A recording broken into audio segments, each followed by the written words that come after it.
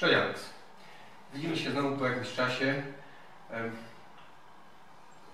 Tydzień temu przebiegłeś ultramaraton, który ukończyło tylko 7 osób na świecie. Coś możesz powiedzieć?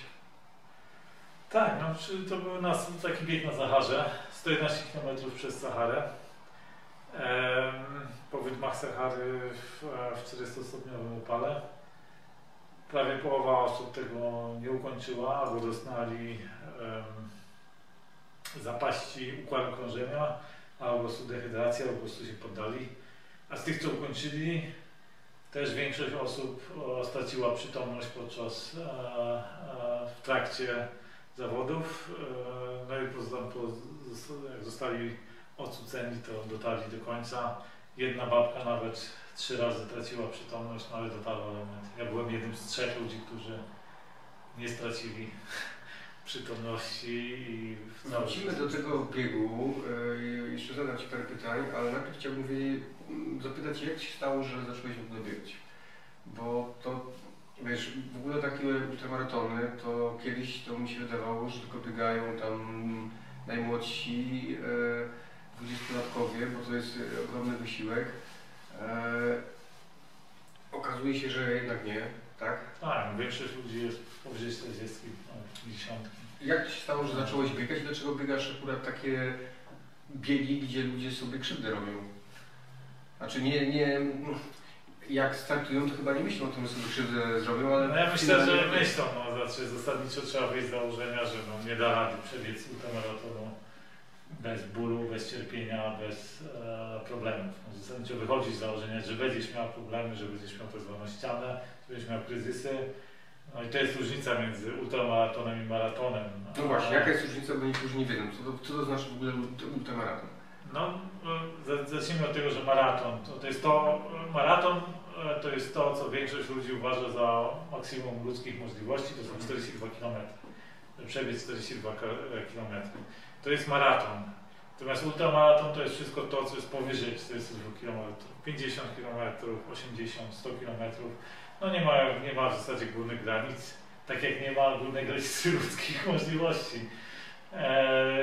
Także to są właśnie ultramaratony i różnica jest w długości, to jest takie trywialne spojrzenie. Poza tym ultramaratony zwykle rozgrywane są, czy część jest rozgrywanych w bardziej ekstremalnych warunkach. Maraton jest zwykle po prostu na ulicy płasko, natomiast ultramaratony są po górach, mogą być po różnych ciężkich terenach, tak jak w tym wypadku, po prostu przez Saharę, przez wydmy Sahary, przy jakimś tam piekielnym upale, po piasku, w ciężkich warunkach atmosferycznych.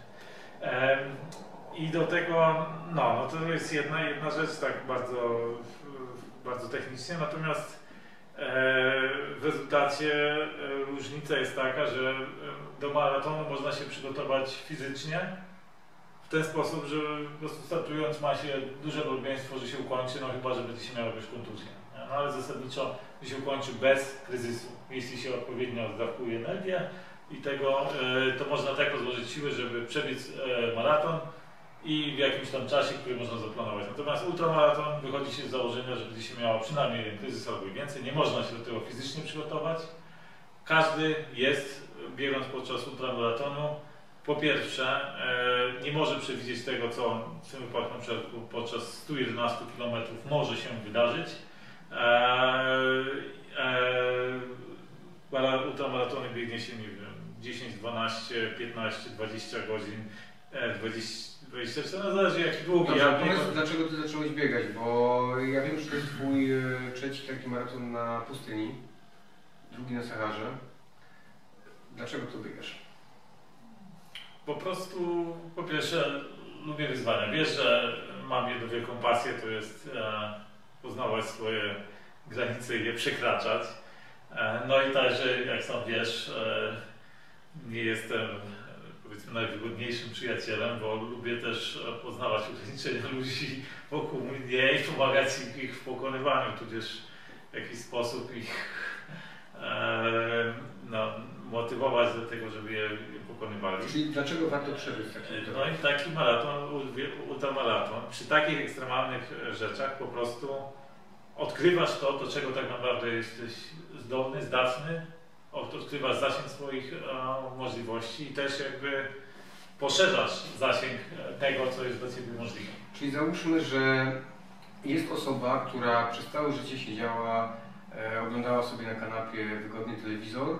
Teraz ona słyszy, że jest coś takiego jak ultramaraton i że to zmieni, pozna swoje granice, może to wpłynąć jakoś na jego życie. Co byś powiedział takiej osobie?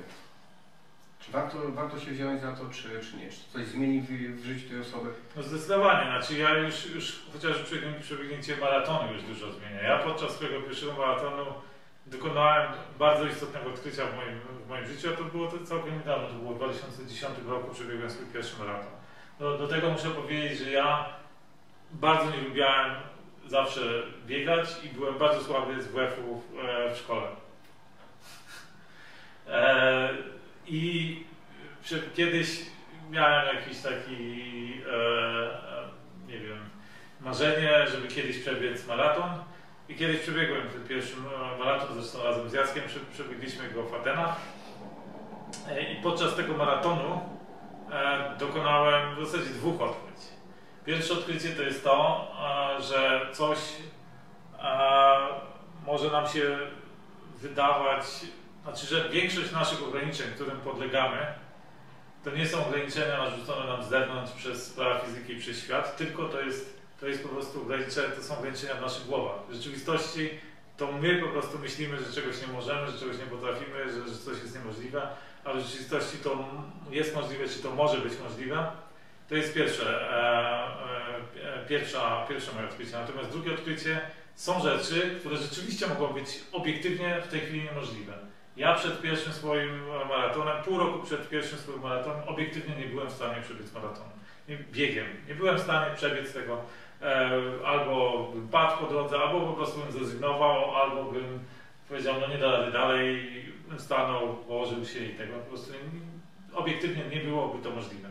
Natomiast poprzez odpowiedni plan treningowy, ja się przygotowałem 3 miesiące, po 3 miesiącach przebiegłem ten maraton w założonym czasie, tam nie był jakiś wielki wynik, chyba 4 godziny 28 minut, po jakimś tam pagórkowym terenie w Atenach i to się stało dla mnie możliwe. Czyli dokonałem tego odkrycia, że coś, co nawet jest obiektywnie w tej chwili dla mnie niemożliwe, to nie oznacza, że to zasadniczo dla mnie nie jest możliwe. To może stać się możliwe za jakiś czas, poprzez odpowiednie przygotowanie, jeśli poczynię odpowiednie kroki w tym kierunku. I w ten sposób, później w ultramaratonach, poprzez przygotowanie, poprzez odpowiednie przygotowanie fizyczne i przede wszystkim psychiczne, bo to jest to, co mówię, przy ultramaratonie fizycznie nie jesteście w stanie przebiec ultramaratonu. Po prostu w pewnym momencie wasze ciało mówi, nie da rady. I w tym momencie bardzo ważna jest psychika. W tym momencie jest ważne to, żeby się nie poddać, żeby wiedzieć, to, że teraz nie da rady, to wcale nie znaczy, że za 5, za 10 kilometrów nie da rady. Muszę po prostu przetrwać ten kryzys, będzie lepiej, zmienią się warunki, być może będę w stanie kontynuować, być może będę w stanie, dostanę jakiegoś ożywienia, energii i tak dalej. I w ultramaratonach jeszcze się to poznaje to rozgraniczenie, czy tą różnicę między nie mogę, czy nie da rady dalej i wydaje mi się, że nie mogę z tego. Jeśli myślisz w tej chwili, że czegoś nie możesz, że nie jesteś w stanie, że nie tego, to jeszcze wcale nie znaczy, że obiektywnie nie możesz. To po prostu na razie jest tylko twoja myśl, a jaka jest rzeczywistość, to jest inna rzecz. Powiedz mi, bo to jest kwestia biegania, ale to jest, jak to się u Ciebie przełożyło, czy się przełożyło u Ciebie na życie, na biznes, na życie towarzyskie? No zdecydowanie to się przekłada na biznes. No jak wiecie, w innym odcinku mówiłem o tym, że piszę książkę o miliarderach, rozmawiam z miliarderami, z ludźmi osiągającymi największe sukcesy w biznesie. No i u nich też zauważyłem, po pierwsze duża część z nich biega albo zajmuje się sportem, ale chodzi o to, że sport, tudzież taki no, szczególnie właśnie jakby wydolnościowy sport uczy bardzo dużo do życia i do biznesu. Po pierwsze uczy systematyczności, siły woli, zaparcia. Uczy też czegoś takiego jak zarówno zwyciężania, jak i przegrywania. Znaczy pokory w porażce, tego, żeby nie obwiniać innych, tylko szukać jakby winy u siebie i ulepszać siebie, żeby unikać tych porażek, też jakby odczuwać porażki, znosić porażki i nie załamywać się w dążeniu do swojego celu. Z drugiej strony uczy też zwyciężać, czyli co robić, jaką psychikę i jaką determinację trzeba mieć, jaką siłę woli i walki, żeby zwyciężać. A to w biznesie jest bardzo ważne, jeśli chodzi o konkurencję i tak dalej. Bo w sporcie i w biznesie jest naprawdę tak, że wygrywa ten, który najbardziej tego chce. Jeśli naprawdę chcesz wygrać, to zrobisz wszystko, żeby wygrać. I to mam na myśli wszystko, nie oznacza, że nie wiem, podstawisz nogę przeciwnikowi, tylko zrobisz wszystko w swoich przygotowaniach, zoptymalizujesz każdy szczegół tego, jak jesteś przygotowany, jak prowadzisz wyścig, jaka jest twoja strategia, jakie jest twoje myślenie i tak dalej, wyżywienie, no wszystko. Bo wiem, że o tych biegach możesz opowiadać długo, bo tam wiele się wydarzyło, ale ten ostatni opisałeś się na swoim blogu. Nie wiem, czy tak, to jest jak wejdziecie na blog indywidualista.pl, to ostatnie 3 wpisy tam właśnie są z tego biegu, polecam bardzo, tam są też filmiki. Ja w pewnym momencie, no to była dla mnie zasadniczo, chcę powiedzieć, wyobraźcie sobie w 40-stopniowym upale po wydmach, po Saharze biec przez 21,5 godziny. To jest ten czas, jaki ja potrzebowałem, żeby dobiec. Wyobraźcie sobie, że podczas jednego biegu wypijacie 20 litrów wody i zużywacie 12 000 kalorii. To jest to, co ja przeszedłem. Ja do tego, to nie było dla mnie jakby łatwe przedsięwzięcie z tego względu, że 3 tygodnie wcześniej doznałem kontuzji kolana i niestety ta kontuzja się nie do końca wyleczyła i podczas biegu na 15 kilometrze ta kontuzja się odnowiła i właśnie to jest to, czego się obawiałem. Zaczęło mnie oczywiście bardzo, to jest tam więzadło, jak to się nazywa? Więzadło rzepki w kolanie. Po prostu zaczęło mnie to bardzo boleć, później noga zesztywniała, że nie byłem w stanie praktycznie biec. Do tego doszły odciski, to nie z boku, tylko na podeszwach, praktycznie rany na wielkości półstopia, jak widzicie tam na mój, czy prawie półstopia, jak widzicie na ten blog indywidualista.pl, to zobaczycie, tam są zdjęcia też w jakim stanie to gdzieś po 20. Nie oglądaj tych zdjęć, jak chcesz spać spokojnie. Po 20 kilometrach już miałem te odciski i po prostu przy każdym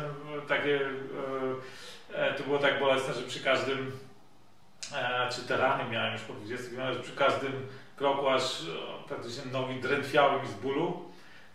Po 32 km nie byłem, ze względu na już zesztywniałe całkowicie kolana, nie byłem w stanie praktycznie biec, czyli do tego dochodzi upał 40-stopniowy, po prostu pocisz, czy gotujesz się we własnym pocie, czyli obciążenie układu krążenia, tak jak mówię.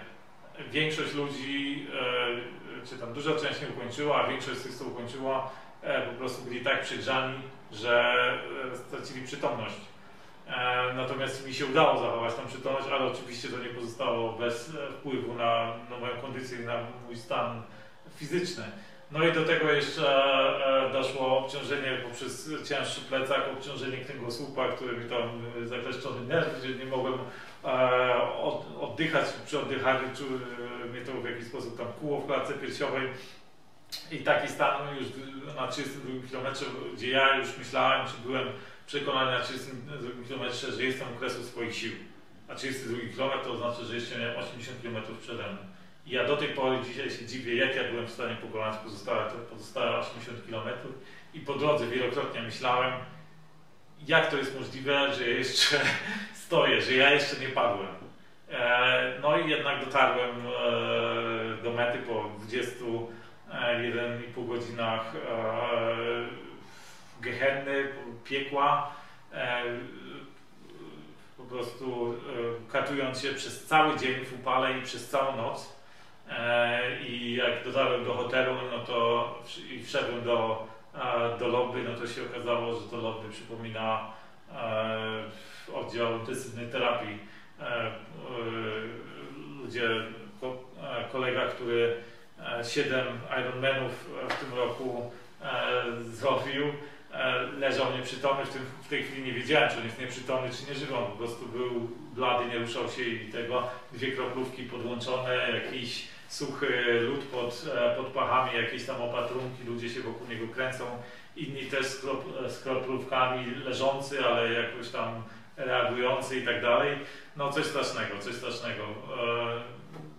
Czegoś takiego. Słuchaj, to muszę Ci jeszcze raz pogratulować. Gratuluję, bo to jest niezwykły wynik. Tym bardziej, że tak naprawdę trenujesz od 4 lat i dokonałeś czegoś, czego dokonało tylko 7 osób na świecie. No tak, no jestem tak a propos z tego co wiem, jedynym, znaczy z tego co wiem, no na pewno jedynym Polakiem, który tego dokonał te 111 km przez Saharę. Jak do tej pory, może będą w przyszłości następni. A po tym co powiedziałeś, nie wiem czy ktoś się odważył na ten bieg. No ja myślę, że to były wyjątkowo ciężkie warunki akurat, no nie wiem, tego dnia i tego było też bezwiecznie, więc nie było żadnego chłodzenia. Ten organizator to jest firma Zitoway, którzy organizują, są znani z organizowania ekstremalnych właśnie biegów pustynnych, głównie w Afryce, właśnie na Saharze, w Namibii, na pustyni Kalahari, przez wyschnięte jezioro Chad i oni w retrospekcji określili ten wyścig jako najcięższą do tej pory przez nich zorganizowaną imprezę. No więc no i to pewnie akurat takie warunki były, no akurat przypadło mi w tym uczestniczyć. No z perspektywy czasu oczywiście jestem dumny z tego, ale dwukrotnie byłem podczas tej imprezy dwukrotnie dosłownie o słowo oddalony od powiedzenia koniec i szczerze mówiąc to sam się dziwię, że wówczas musiałem się po prostu świadomie zdecydować na następne 16 godzin katorgi i cierpienia, świadomości tego, że to będzie cierpienie. No i dziwię się, jak to było możliwe, jak się zdecydowałem na to. No ale tak się stało. Krótko mówiąc, teraz w Twoim biznesie będziesz po prostu fruwał. Znaczy, no na pewno jest tak, że dodało mi to w pewnym sensie poczucia, jakby to powiedzieć, no, dodało mi to wiary w siebie.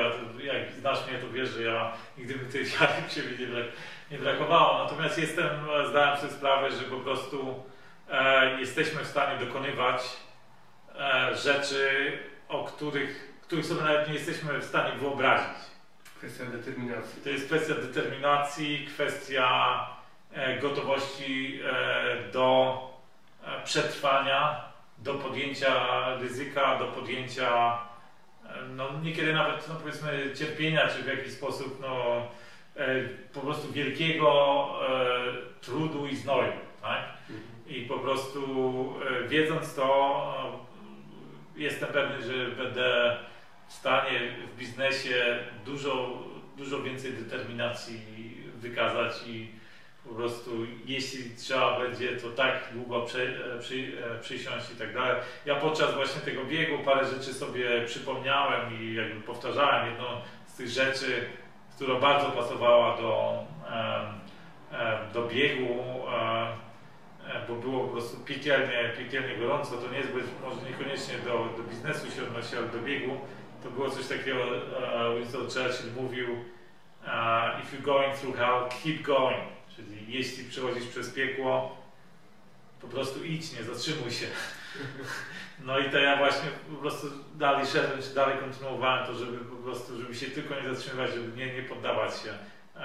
To jest jedna rzecz. A druga rzecz, jest bardzo prosta reguła na sukces. która się odnosi do biznesu, do sportu, do wszystkiego w życiu. Że sukces noszą ci, którzy po prostu tak długo się nie poddadzą, aż go odniosą. Po prostu tak długo walczą, nie poddają się, aż po prostu doprą swojego, aż odniosą ten sukces. I to, dokładnie to zastosowałem, to sobie ciągle powtarzałem na Saharze i po prostu uświadomiłem sobie też moc tej prostej, trywialnej reguły, także w biznesie.